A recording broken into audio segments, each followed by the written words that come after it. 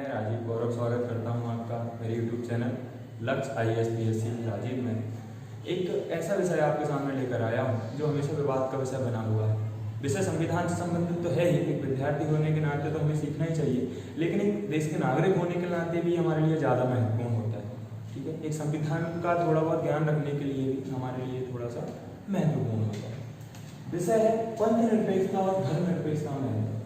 जब 42वें संविधान संशोधन अधिनियम कॉन्स्टिट्यूशन अमेंडमेंट है 1776 1776 द्वारा भारतीय संविधान में हिंदी की हम बात करें तो पंथ निरपेक्षता और इंग्लिश में हम बात करें तो सेक्युलर शब्द जोड़ा गया। अंग्रेजी में सेक्युलर अर्थात हिंदी में इसके दोनों अर्थ निकलते हैं, एक पंथ निरपेक्षता भी निकलता है और एक धर्म निरपेक्षता भी निकलता है। पंथ निरपेक्षता या धर्म निरपेक्षता का अर्थ होता क्या है? अर्थात पंथ या धर्म से राज्य का तटस्थ होना, सभी धर्मों को सभी पंथों को बराबर से सम्मान देना और किसी भी एक धर्म को प्रोत्साहन न देना, ये वास्तविक अर्थ होता है धर्मनिरपेक्षता का। आज मैं जो आपको समझाने जा रहा हूँ उससे पहले एक विचारक हुए हैं यूरोप के जिनका नाम है वोल्टेयर। उन्होंने कहा है कि हो सकता है, एक राजनीति शास्त्री हुए हैं वोल्टेयर, कहते हैं कि हो सकता है मैं आपके विचारों से सहमत न रहूं, लेकिन आपके विचार प्रकट करने की स्वतंत्रता की रक्षा करूंगा। ठीक है, तो इस टॉपिक समझने के बाद आप मुझे कमेंट सेक्शन में बताइएगा कि आप इसे किस हद तक समझते हैं और इसके बारे में यदि कुछ जानना हो तो मैं इसके लिए आगे वीडियो लेकर जरूर आऊँगा। आपने नाम सुना होगा विलियम शेक्सपियर का।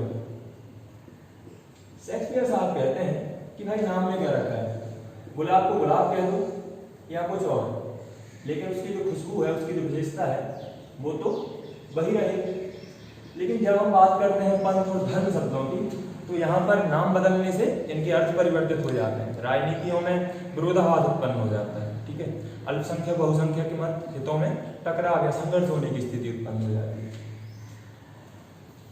सबसे पहले इन दोनों शब्दों में हम ये जानना चाहते हैं कि अगर संविधान ने किसे चुना है, वो तो आपको समझ में आ जाएगा जब मैं इनके आपको मतलब समझाऊंगा। मतलब समझने के लिए अर्थात यदि हम धर्म शब्द का वास्तविक अर्थ समझ लें और पंथ शब्द का वास्तविक अर्थ समझ लें तो इन दोनों के बीच में जो लड़ाई है, इन दोनों के बीच में टकराव है, वो खत्म हो जाएगा। हम इन दोनों की वास्तविकता को समझते हैं। सबसे पहले समझें कि धर्म क्या है। धर्म शब्द जो है धृ धातु से बना है, जिसका अर्थ होता है धारण करना। वास्तव में कहते हैं धार्यते इति धर्म, अर्थात जो धारण करने योग्य है वो धर्म है। तो क्या धारण किया जाए? किसी वास्तविक किसी विशेष धर्म के चूड़ा कंगन या गले में ताबीज लगाने से कोई भी धर्म एक XYZ उनका वो धारण करना चाहिए या कुछ विशेष चीजें हैं। तो आचार्य मनु जो धरती के पहले राजा माने जाते हैं, कुछ विशेष संदर्भों में उन्होंने देखे हैं, उन्होंने मनुस्मृति में धर्म की कुछ 10 विशेषताएं बताई हैं। ठीक है, याज्ञवल्क्य जी ने 9 विशेषताएं बताई हैं। मनुस्मृति में आचार्य मनु कहते हैं कि धृति क्षमा दमो अस्तेयम शौचम इंद्रिय निग्रह धीर विद्या सत्यम क्रोधो दशकम धर्म लक्षणम, अर्थात धैर्य धारण करना, असत्य का पाठ न करना, असत्य ना बोलना, इंद्रियों पर नियंत्रण रखना, इंद्रियों को शुद्ध रखना, विद्या समविद्या का मतलब हम कह सकते हैं कि एक उत्तम बुद्धि का संग्रह करना, और ऐसी बहुत सारी विशेषताएं 10 विशेषताएं धर्म के अंतर्गत बताते हैं। ये 10 विशेषताएं धर्म की विशेषताएं होती हैं और इन पर प्रत्येक जो धर्माचार्य हुए हैं या प्रत्येक जो हम पंथ कह सकते हैं, अभी पंथ का मतलब भी समझेंगे, उसका अधिक से अधिक उद्देश्य ये रहा है कि हम इन 10 लक्षणों में से अधिकतम लक्षणों को आत्मसात कर लें। मध्यकाल में कवि हुए हैं, बहुत प्रसिद्ध कवि हैं तुलसीदास जी। उन्होंने कहा है कि परहित सरस धर्म नहीं भाई, अर्थात परहित के समान कोई धर्म नहीं होता। परहित सबसे बड़ा धर्म है। एक महात्मा गांधी जी राष्ट्रीय पिता हैं, हमारे राष्ट्रपिता हैं। महात्मा गांधी जी ने कहा है कि धर्म विहीन राजनीति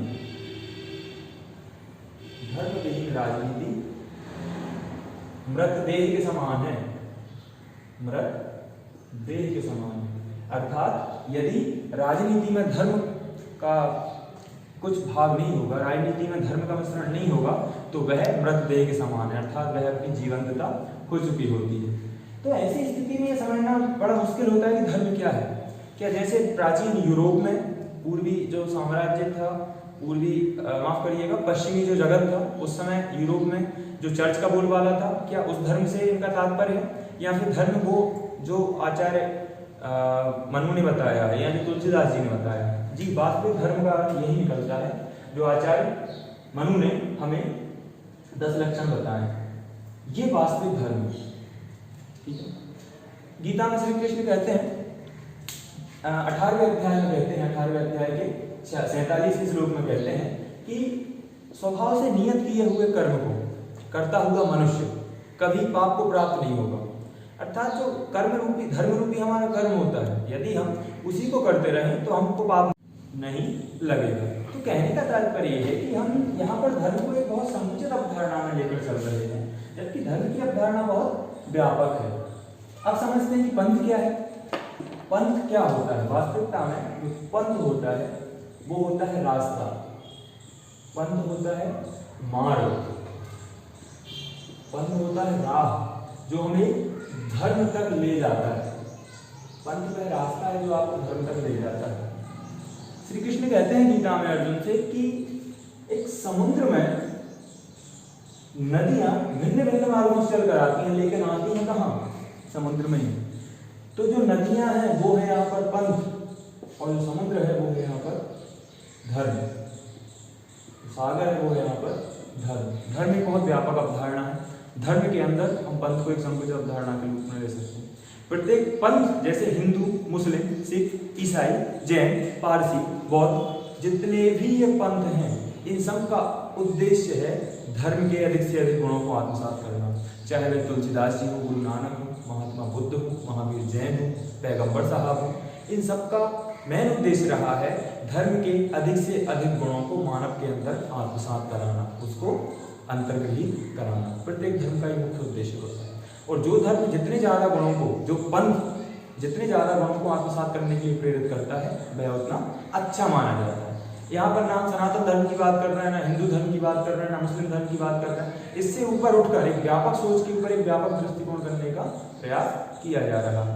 तो यदि धर्म और पंथ की हमारे अंदर विकसित समझ हो गई, तो यहाँ पर एक विवाद सीधा सीधा खत्म हो जाता है कि भाई संविधान में धर्मनिरपेक्षता है या पंथ निरपेक्षता। तो महात्मा गांधी कह रहे हैं कि धर्म विहीन राज्य मृतदेह के समान है। उनसे ज्यादा हमारी सोच है नहीं वर्तमान में। जब वो खुद कह रहे हैं तो धर्म विहीन राज्य तो हो ही नहीं सकता। खुद सोचिए, राज्य कौन? राज्य अर्थात सर्वोच्च सत्ता। और जो 10 लक्षण मैंने बताए हैं राज्य के, धर्म के, यदि राज्य उनका पालन ना करे तो राज्य कैसी स्थिति में आ जाएगा? तानाशाही स्थिति में आ जाएगा, अधिनायकवादी स्थिति में आ जाएगा। ऐसी स्थिति से निपटने के लिए हमें राज्य को धर्मनिरपेक्षता की आवश्यकता नहीं है। पंथ निरपेक्षता अर्थात हिंदू धर्म, सिख, मुस्लिम, ईसाई, इनसे तटस्थता बनाकर रखेगा राज्य, इनसे दूरी बनाकर रखेगा, अर्थात सबको समान सम्मान देगा, किसी विशेष धर्म को प्रोत्साहित नहीं करेगा, किसी विशेष धर्म को तरजीह नहीं देगा। ये कहलाता है पंथ निरपेक्षता। और 42वें संविधान संशोधन में इसी को अपनाया गया था। फिर और होता है कि 1994 में माननीय उच्चतम न्यायालय तो संविधान का व्याख्याकार होता है, उसने कहा कि जो पंथ निरपेक्षता है ये हमारे संविधान का आधारभूत सिद्धांत है, बेसिक स्ट्रक्चर का एक पार्ट है। अर्थात संसद या संपूर्ण राज्यों की विधानमंडली मिलकर भी इस शब्द को ना तो संविधान से हटा सकती है और ना इसमें परिवर्तन कर सकती है। ठीक है, तो ये हमने व्यापक चर्चा की है पंथ निरपेक्षता और धर्म निरपेक्षता के ऊपर। यहाँ पर एक बहुत